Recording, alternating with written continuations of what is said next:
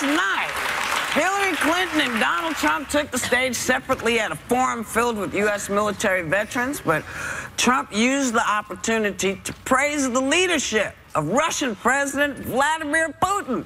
Take a look. If he says great things about me, I'm going to say great things about him. I've already said he is really very much of a leader. I mean, you can say, oh, isn't that a terrible thing? He called him. I mean, the man has very strong control over a country. Now, it's a very different system, and I don't happen to like the system. But certainly in that system, he's been a leader far more than our president has been a leader. We have a divided country. You know, he forgets that. Good. I didn't say it. Good. Good. Well, he forgets we have checks and balances in this country. We have a constitution. The Russians don't have such a thing. But he said, y'all are going to boo me for a second, but he said he doesn't agree with everything that he says and does for his country. And I would say that the Russian people would not agree with all of Putin's policies. But I can tell you that the majority of the Russian people feel safe that when someone comes to attack them, Putin stands up for that country. Nobody messes with Russia. Nobody wants to. And the people feel good. I have family that lives in Russia. I can say that they go, hey, Putin has my back. And so when I hear Trump say something like that, I think he admires the personality that Putin has to defend his country, which we have been viewed as weak. I wish he had. Well, we have not been weak in the last 8 years because we're still here. I said viewed as. But the thing I would say about Putin is I would talk to the Russian Jews and see how they feel about Putin, see how safe they feel. You know, he's been a little president, but you know, he's entitled to his opinion. He said the man said nice things about him. He mentions that Putin has, what is it, 92% approval rating or 82% approval rating. Like, that means something in Russia. I mean, the Poles of Russia. I mean, is he talking about Polish people or is he talking about Poles? Because the dictatorship that is Putin is controlling the Poles, okay? Yeah, the media has no representation in Russia. Wait, go ahead. Gay people have no representation in Russia. People have no rights in Russia. There are tons of human rights violations in Russia. Listen, Donald Trump, if you're going to praise everybody who has something nice to say about you, what happens next when the dictators around the world come out and say, well, we like what Donald Trump did today? Is the president, the potential president of the United States of America, then going to have their back? You don't say nice things about Putin who doesn't deserve it just because he said nice stuff about you. It's so unpatriotic. That's what it is. And for him to say such things in front of our military is a disgrace to this. It's a disgrace, in my opinion. Well, yesterday we talked about moderators calling out, you know, candidates for stuff like this. And do you think, based on what you saw yesterday, that he was challenged, that he challenged Trump enough? Or do you think he was harder on Hillary, or was it even? It was harder on Hillary. I think anything that goes against Hillary, there's going to be a problem for it. You were too soft. You were too hard. I think he, as a journalist, knows that she is a concrete candidate and can handle those questions. With Trump, you have to weed through the weeds to get through the marsh, then up to the forest. Like, you have to find it. You have to, you know, so I think. What do you have to do? You got to get in there. So you have to find your way through it. It's kind of like a gynecologist. You miss me? I miss you too. Yes.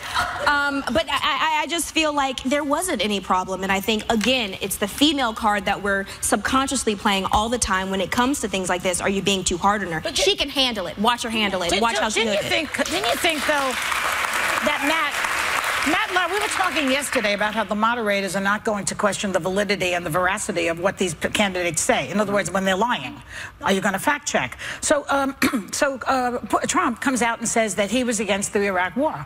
Well, it's highly documented that he was for the Iraq War before he said he was against it. So he lied right there in front of all those military people, in front of the American people, yet again. And Matt Lauer did not call him on it. And why do you think he didn't? Why do you think he didn't do it? Yes. I don't know. You tell me. Why do you think he... I don't know. Matt Lauer did call him on a lie. When Trump at the meeting not that one, but he did call him on one. When he said, you know, what is your military plan to beat ISIS? And he goes, well, I don't have a plan right now, but I'm going to get these people in. And then he went back and said, so you have people, but you don't have a plan. No, I have a plan. He kept going back.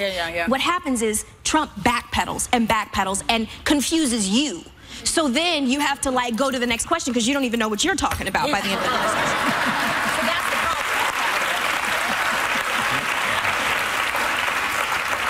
I mean, we did talk yesterday, though. I think Joy makes a good point about the role of the moderators. And I think if you have a candidate on record, that was a great example with the Iraq War. If you have a candidate on record as having said something specifically about their stand on an issue, whether it's the Republican candidate or the Democrat candidate, that's an opportunity where you have to interject yourself because that is a matter of public record. Then you're going to have journalists across the ideological spectrum that are going to say, he said this, it's in video or it's in testimony, it's your job to bring it forth. And that's not an issue where he's going to be, you know, people are going to say, oh, he's siding with one candidate and another. No, he's siding with that candidate's former statement that he or she made. So that's perfectly legit for me. And my opinion. It's kind of amazing when all 6 of the journalists that are out there get together and say, hey, we got to pay attention to stuff. Yeah. Only 6 of them. Libertarian candidate Governor Gary Johnson. Will be here in a few minutes. He's having a hell of a morning, honey. He's got a lot of media exposure right now because of his appearance on Morning Joe a little bit ago. Take a look. What would you do if you were elected about Aleppo? About? Aleppo. And what is Aleppo? You're kidding. No. Aleppo is in Syria. It's the epicenter of the refugee crisis. Okay, got it. Got it. So before he comes out to talk about this, let me ask you guys, what was your reaction? Was it a surprise that he wasn't aware? Was it a snafu? What do you think? I think it's a problem, mostly because he's trying to bring in a lot of conservatives over to the libertarian side. And libertarians, I'm a libertarian. I like a lot of his policies. Libertarians have a reputation among the hawkish wing of the Republican Party as being ignorant on foreign policy issues. The people say, well, they're isolationist. They don't care about our involvement overseas, so they don't know about it. So this was a moment where he kind of fell into that stereotype that I don't think is accurate about a lot of libertarians, about Rand Paul and whatnot. But in a time when people are worried about national security, they're scared. I think when you see someone make a mistake like this, it gives them pause and they say, wait a second, is this someone that we can send out there? Is this someone that's ready for the job today to be Commander-in-Chief of the United States? But he said, you know what, I don't know. And he said, I don't know everything. And he knows throughout his entire candidacy that he goes, you know what, I'm not right about everything. I don't know everything and I'm learning. But he at least should know. He should. As a man running for president of the United States, he should know what Aleppo is. But my heart sank watching that video for him, and it was a brain freeze moment for him. But I also think that it was a poorly worded question, because when we're talking about this, everyone talks about it as the Syrian refugee crisis. So the way it was worded, if elected president, what will you do about Aleppo? I think it was a little bit of a gotcha, but he should have been on his toes more to have answered. Well, all right, the libertarians agree with you, but I don't agree with that, because I knew what Aleppo was, and if I know it, he should know, and I'm not running for president. A few weeks ago, there was a picture of a child, a 5-year-old child, who was damaged by the war that's going on there, and the bombing, etc. I don't know if anybody saw it. It was an iconic shot like the one from My Lai years and years ago, of a child in the middle of war, and it said Aleppo child or something to that effect. And it went viral. It went viral. Now, if I know it and I don't even know what viral means, I don't even have it. I mean, what does it mean? It goes all over Twitter. What does it mean? He should know it. I think it's disqualifying. Does it have anything to do with the fact that he is so low on the polls, only in, you know, those big national polls? He doesn't have the people around him to prep him for these things? Is that an excuse or a reason? I don't know if there's... well, you know what? Let us stop trying to figure it out. The gentleman's going to be out here in a little while. We'll ask him. You know? So, we'll see what Govs has to say about this, because he'll be here next live.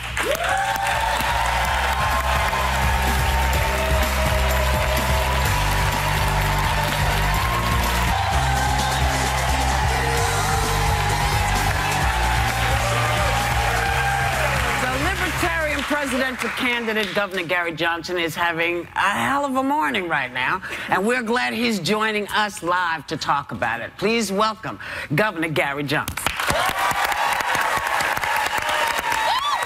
So we talked a little bit about the interview you had this morning. Did you have a brain freeze moment, or was it that the phrase Aleppo threw you? What? No excuse. I was thinking in terms of acronym, Aleppo. Right.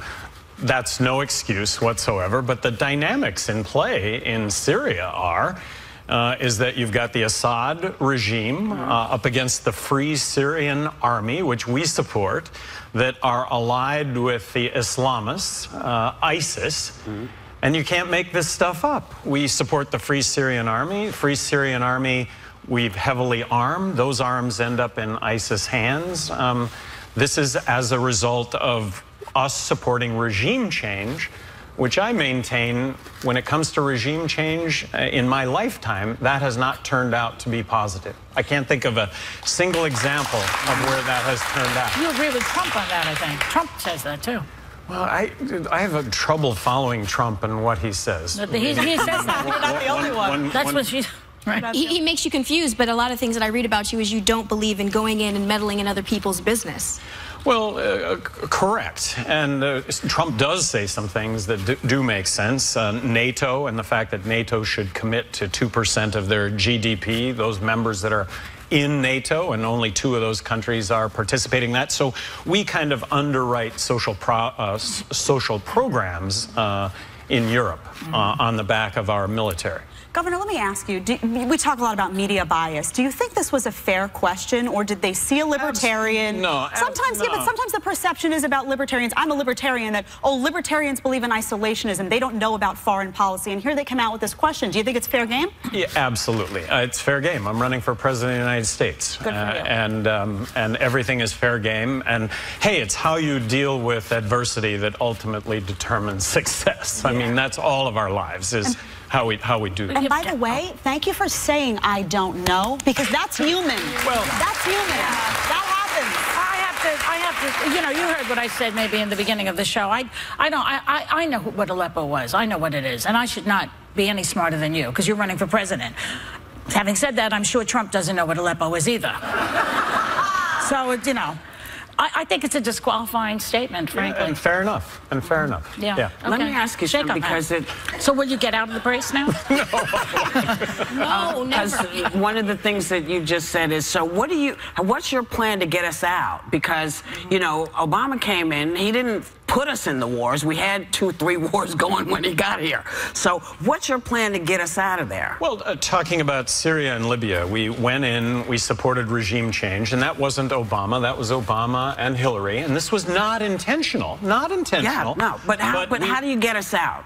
Well, because we got other wars that we're... Yeah, and to get out of Syria, that has to be joining hands with Russia diplomatically to make this happen. And that isn't to say that Obama isn't pursuing that currently, but that is the key, in my opinion, to resolving Syria. And of course, we have the situation right now where Syria and the United States may come to actual military conflict in this area. So very complex. Kurds, here it is. We're backing the Kurds, but the Kurds are you know, against Turkey, and Turkey's our ally. This is all very, very complex, but it's supporting regime change that is ultimately the cause for all of these conflicts, starting with Iraq. I have to ask you a question. So when I'm talking to certain people, I say, you know what, I might vote for Gary Johnson. I might vote for Jill Stein. And I'm told, don't do it, because you're going to be taking away the vote from whoever might be getting it, who's ever in the lead. Why should I vote for you? And I feel like I should vote for whoever I want to. Well, I think a wasted vote is voting for somebody that you don't believe in. And I think unique to this race is that I'm squarely in the middle of this race. I'm fiscally conservative, small government. I don't believe that government has the answer to everything. It's money out of your and my pocket when it comes to taxes. That could be money we would be spending on our lives. You know, I'm socially inclusive. I happen to be socially liberal. I think people should be able to make choices in their own lives regardless of those choices, as long as they don't put others in harm's way. I also am very skeptical about regime change, and I do believe in free markets. I do believe that is a way to bring the world together. I reject the notion that libertarians are isolationists. They're just non-interventionists. When we get involved in other countries' affairs, it has the unintended consequence of making things worse, not better. And Joy, if you want to waste your vote on Hillary, I mean, it's okay. I'll tell you something. Let me just jump in. I hate to be the one to asked this question, but some were speculating because of the interview this morning that this may be the end to your campaign. How do you plan on recovering? Well, can you recover?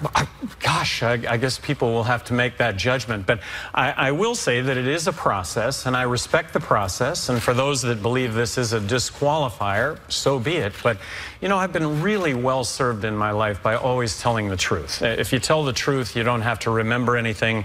And I think the one unforgivable in life is hypocrisy, saying one thing and doing another. Well, that's good of you. If someone had a gun to your head, would you vote for Hillary or Trump? I'd let it go off.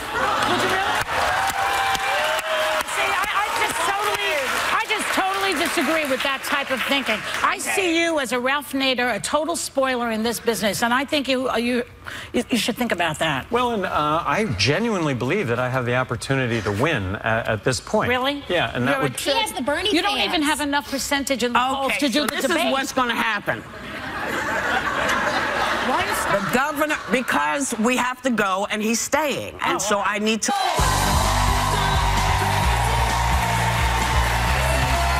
we're back with Gary Johnson. Yeah, I just want to say, you know, I know Joy had mentioned her opinion that you were a spoiler. To me, you're not a spoiler. And this two-party system has failed so many people. To me, you are someone who stands for something.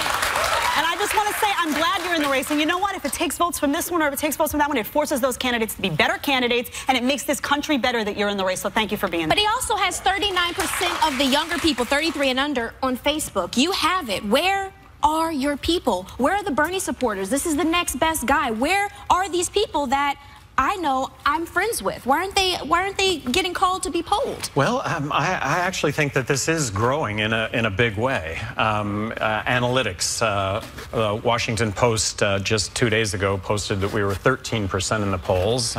We're at 15% plus in 15 states. We're at 19% plus in 6 states, and 42 states were above 10%. Maybe after this. Go ahead. You're lobbying to be able to get on that debate stage, the presidential debate. But in order to do that, you have to be at 15% of votes. And right now you're hovering at just below at 12%. So what is the game plan to get on that stage and get... Well, we actually have money to spend right now, and we're spending it in 21 states. So we think we're going to make it. And by the way, if you don't make the first debate, that doesn't close the door for subsequent debates. And 15% is not in stone. And I think when you win at 12%, you're representing 16, 17 million people, 16, 17 million voters that should deserve a place on stage. So let me ask a question. Because, the two-party system may have failed a lot of people, but it's been the system that I grew up with. And I'm actually pretty good with a lot of the stuff that has happened. It's not a perfect system. It's not a perfect country, and I get that. But so let's say now you get the momentum and you're in. How much contact have you had with all of this kind of crazy press stuff, where they're in your underwear, looking in your garbage, doing your stuff, and then should you win and you get into the presidency and you're faced with a Congress that, say, Obama's had, a Congress and Senate that said we're not doing jack for you. Sure. Yeah. Well, the pitch is that if either Clinton or Trump are elected, look, does anybody believe that the polarity that exists in Congress is going to get any better? No. I mean, we all acknowledge that it's going to get worse. I want to know how are you going to check and balance them? What's your because if you're serious, this is like, you gotta know that's what you're coming into. Well, so you elect a couple of libertarians, a couple of former Republican governors that served in heavily Democrat states that served 2 terms each, being fiscally conservative, socially inclusive. I think, and hiring a bipartisan administration, Democrats and Republicans, so neither side's going to be able to call out the fact that this is partisan. Libertarians, everybody's going to be libertarian leaning. But I think that what I just pointed out is that third option has a real opportunity to be able to call out both sides to come to the table to deal with the issue. But how are you going to get these? No. Those are the people you're going to bring in. I'm talking about the folks that are in there now? Well, you could call out Republicans by saying, look, if you really want smaller government, let's not start with Planned Parenthood. Let's not even put that on the table. How about let's deal with the entitlements, with Medicare, Medicaid, really serious issues that we're facing. Social Security, look, if we don't reform Social Security, it is headed to a fiscal cliff.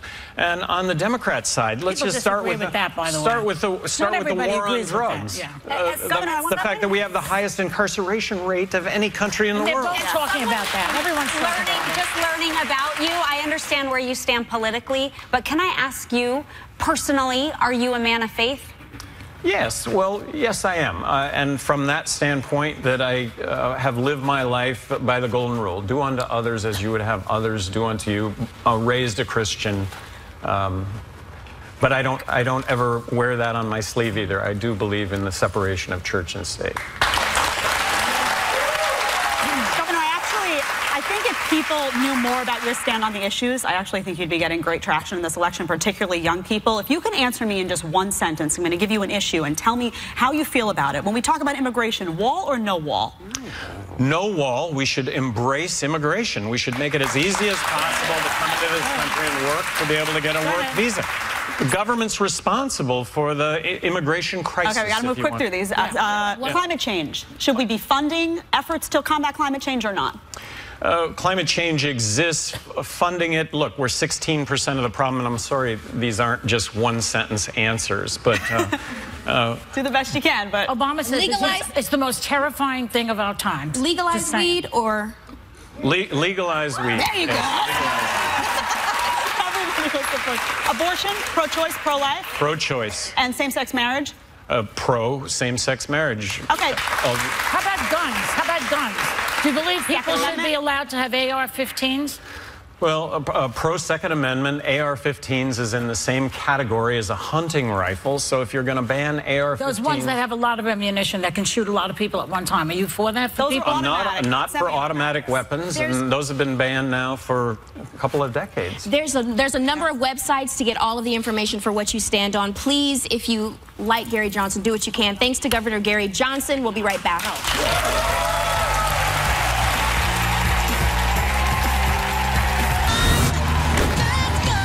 Our new theme? Well, go to iTunes and search Mary J. Blige The View, and you can download this new awesome single right now.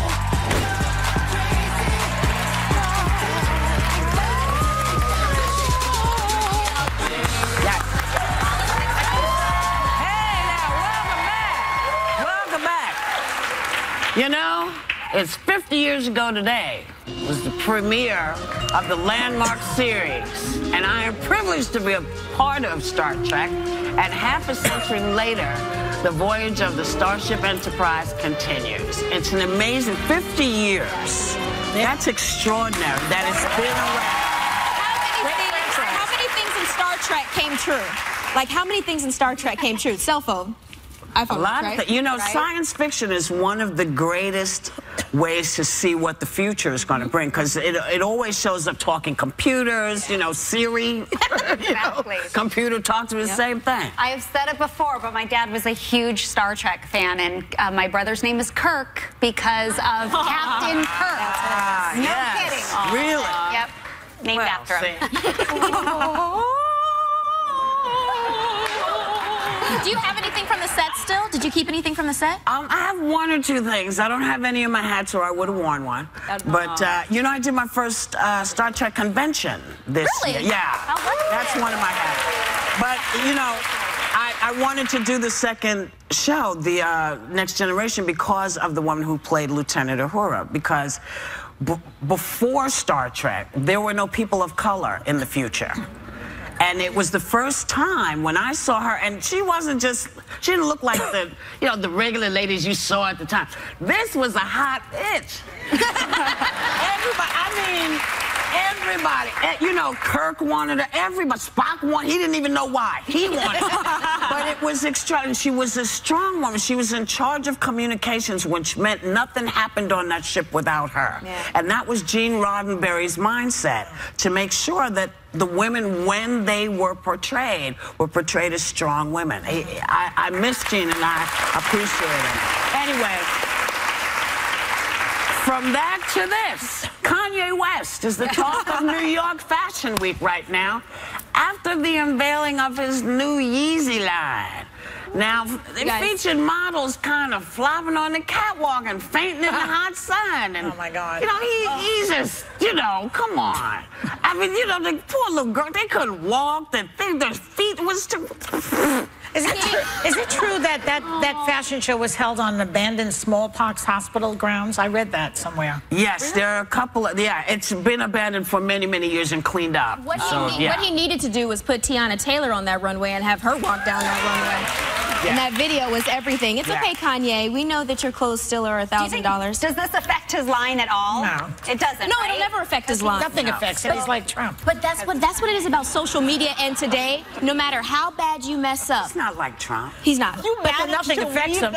Listen, no matter, I'm a dog with a bone, okay? No matter how bad you mess up in our world as it stands right now with social media, you'll always get more followers. The more crazy you sound, the more people want to see what you're going to say. Right. It's just how it is nowadays. Well, so for the first time, my daughter's walking at the Sherry Hill fashion show on Monday, and she's gonna, for the first time, so I hope there's no incidents like that at their show. Well, there's nothing more interesting than watching models walk. There's just nothing terrifying. It's so terrifying. You're never sure, because you get this thing. You know. Do it. Walk. You hope. Walk. Walk. Are you ready? Are you ready? Walk.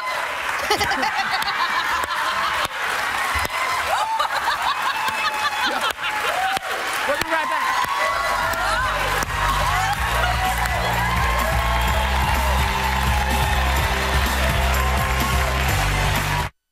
Tomorrow on The View is so epic. We can't even. Because we've got Mary J. Blige, Maxwell, Gigi Hadid, Tommy Hilfiger, and Chelsea Clinton. And that is so exciting. You just can't miss The View. All new tomorrow on ABC.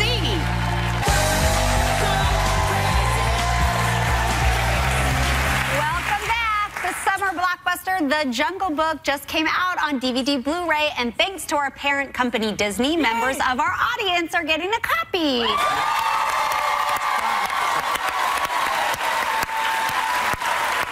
You know, speaking of people losing their minds, the new iPhone 7 has been announced, and people are freaking out because it doesn't have a headphone jack. It'll come with complete... Calm it down. Hold on. Okay. This is going to be awesome. It's completely wireless. It's individual earbuds called AirPods. And, you know, look, you got over everything else. It's true. They started modeling their computers that don't have disk drives anymore, and it's the same. We all get used to it, and if you want it, you buy an adapter and you plug one into it. It's not a big deal. But let's look at the plus side. You get 2 better cameras, front and back. You get 2 speakers, top and bottom. You get an extra home button that does extra features. And there's a jet black, but it only comes in the higher 2 gigabytes, which is like over. And it actually does. It will actually make a phone call for you, too. From what I understand, from what they said, it's just these 2 little things that you can lose. Now, they're air things. People lose the cords all the time. Does it have a cord? It doesn't matter because those cords break and you still got to pay $35 to get more. So there is a cord. Yeah. No, you got to charge cord. But they're wireless. Worried they're about just losing wireless. them. People 10 cents get a Ziploc bag. You can get over the earbuds if you want. You just get over the ear wireless. And I think they're going to have an auxiliary jack that connects to the thing at the bottom, right? What's it called? It's not the charger anymore. What's wrong with this one? This is fine. Keep it. It teaches us so much about people because every time something new comes out, everybody panics, right? I'm one of them. I don't necessarily like change all the time. I get used to my phone. I get used to my little protocol. And then the second I get used to it, some innovative person out there comes out and says, well, now we don't have a wire, or now we don't have this. So everybody, you saw when we first announced it, the audience was like, but you know, in 5 months, everybody will love it, and then they'll come out with something new. So kudos to Apple for ignoring people like me and just being innovative. Let me upgrade you real quick. Let me just upgrade you. You can upgrade me. Just upgrade yourself, and you'll be fine. Enjoy. Yeah, you know. I once lost a diaphragm, okay? So these little earbuds are not going to work for me. You may think you lost it, but if you look hard, I bet you'll find it. I forgot it was there. You know where it is. We'll be right back.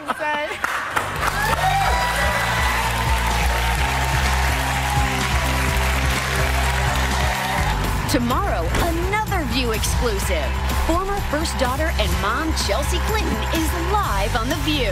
And the voice behind The View's new theme song, Miss Mary J. Blige, hits our stage with Maxwell. Plus, designer Tommy Hilfiger and supermodel Gigi Hadid are here to preview their new collection that's setting Fashion Week on fire.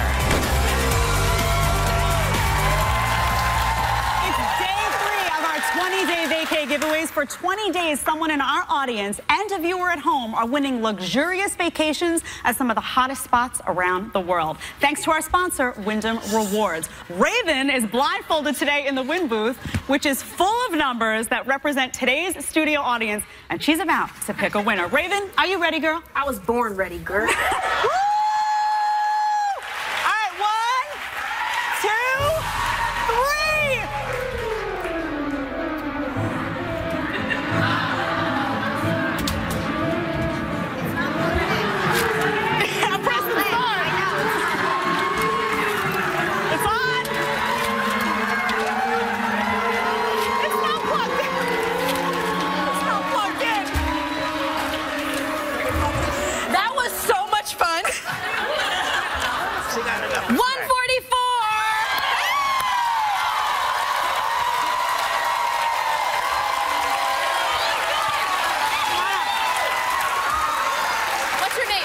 Hi, Gemma. Hi. Are you excited? Yeah, kind of shocked. I really wasn't expecting this at all. And where are you from? Staten Island, New York. I'm from Staten Island.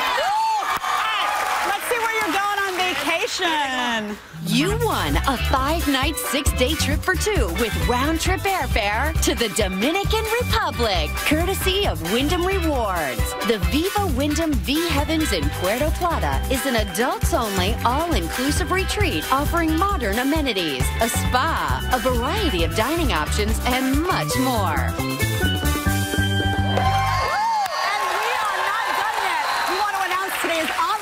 As well. Congratulations, Mary Lindsay from Nashville, Tennessee. Woo! Let's see where our home viewer is going. You won a 5-night, 6-day trip for 2 with round-trip airfare to Tucson, Arizona, courtesy of Wyndham Rewards. The Westward Look Wyndham Grand Resort and Spa has 241 well-appointed rooms offering private balconies with breathtaking views of the surrounding desert landscape. You can indulge in a soothing treatment at the award-winning Sonoran Spa or savor local flavors at one of 2 on-site restaurants.